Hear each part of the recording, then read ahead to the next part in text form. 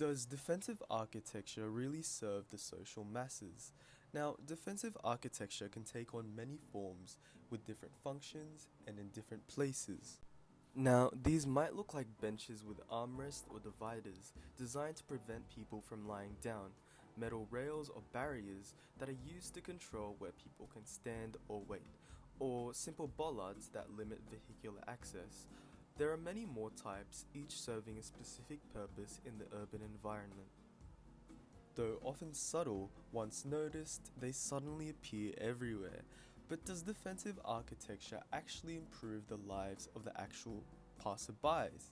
Or is there a more sinister purpose to control, to exclude, or to police the public?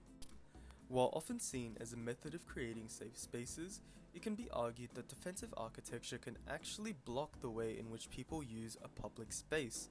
For instance, skateboarders and other subcultures use the urban landscape to express themselves and their culture.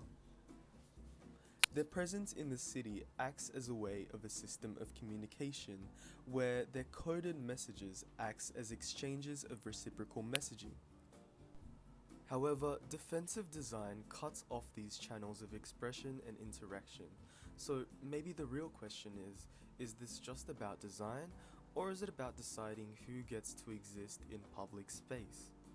But what about safety? Defensive architecture can definitely make cities feel more secure and protected. Professor Beatrice Toscano writes that security has become an intrinsic utility like power and water. Defensive features like bollards protect pedestrians from vehicle-based attacks, and CCTV monitors high-risk areas to detect potential threats. So these measures aim to make cities more safer for the public, avoiding crime and discomfort for the general public.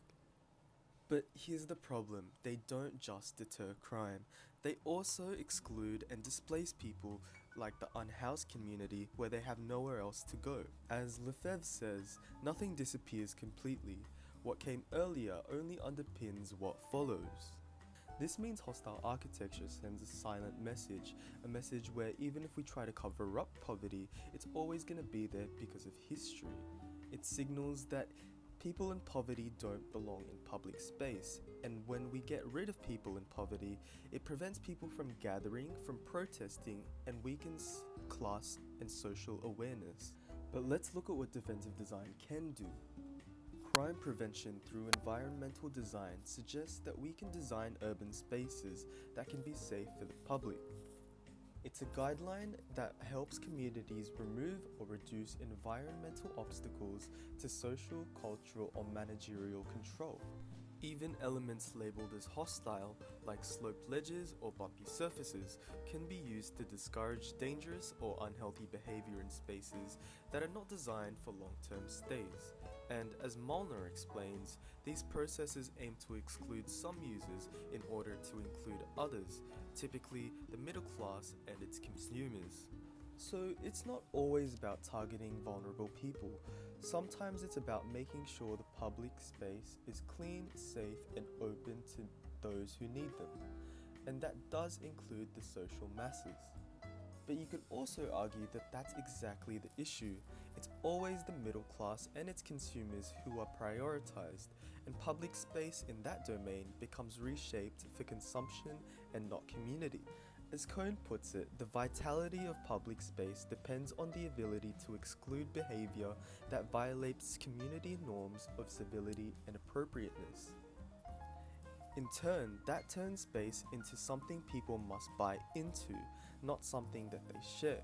It reinforces the idea that exclusion is necessary for order.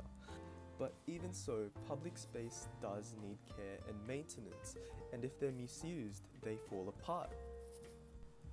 In areas with high foot traffic, like retail zones, transit hubs and parks, defensive design can help preserve space without using force. Urban design can also be used to encourage positive behaviors in public spaces. For example, lighting in parks or clear sight lines aren't necessarily hostile. They're strategies to improve safety while still being welcoming. Defensive architecture is often a complex and controversial take on urban design. It can be a tool of care or a tool of control. Either way, defensive architecture does have power.